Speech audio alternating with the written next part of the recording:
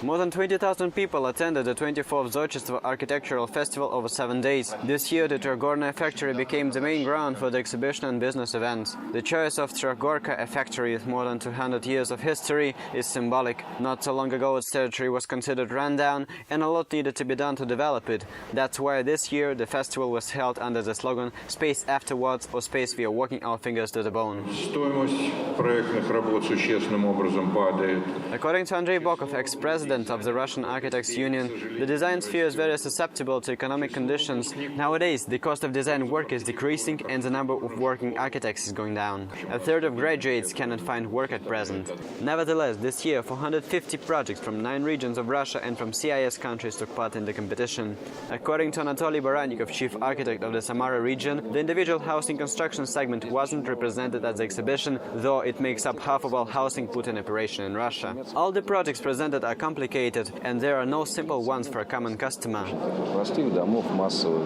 Many prizes were presented to young architects and students who were too modest to give comments. As Marina Shapovalova, director of the Zodchestvo International Festival, remarked, 165 student works were in the competition. The participants have become younger and more talented.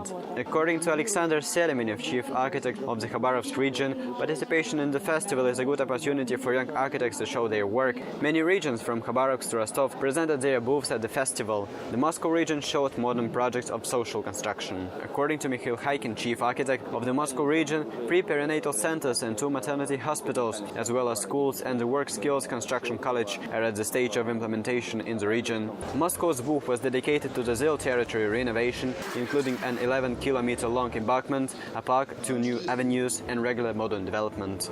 According to Sergei Kuznetsov, Moscow's chief architect, the former industrial zone will stand for the conservation of modern Russian and foreign architecture. In contrast, Krasnoyarsk architects have managed to preserve the center of the city situated in the Yenisei bed from development. According to Andrei Bokov, not so long ago, under the adopted city master plan, houses were to be built on islands, but local architects managed to wrangle the situation, and Moscow architects have much to learn from them. The second location of the festival was the Moscow Silk Business Quarter. Altogether, more than 140 business meetings were held at Zodchestvo. According to Irina Terentyuk, head of marketing for KNAUF CIS, about 10% of marketing expenses of the company are spent on architectural events. A separate building at Trogorka was occupied with 12 special projects, including an interactive installation, exhibition of interior objects made of recyclable materials, and other modern artworks.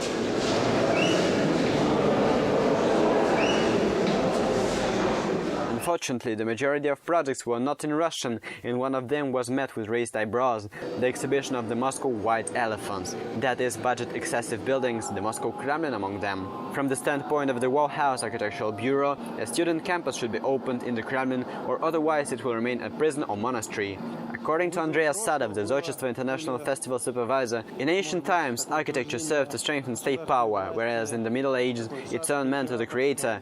In the Renaissance epoch, the main idea was the triumph of the human mind, and now architecture should serve to add to the global development of human creative potential. For good or bad, the jury headed by Andrei Bokov chose winners in 10 competitions according to the Russian view of architecture. Thus, the project of reconstruction of the Rivnensk railway station was awarded the Golden Prize.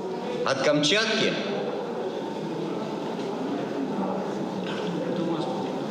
до Москвы и дальше.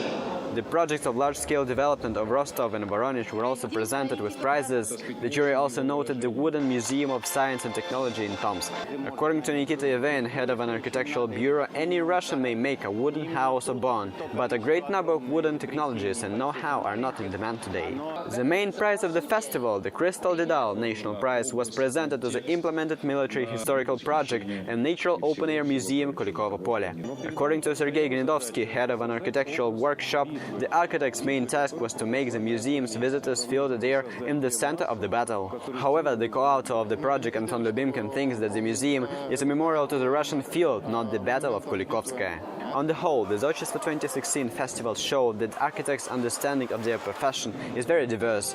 A patriotic elder generation is followed by the young, whose views are different, especially in the capital. As Danila, a third-year student at Moscow Institute of Architecture, said, architecture must cause an emotional shock. So it is still the big question, what will be built later and what architectural heritage our descendants will receive. Peter Larin, Construction.ru.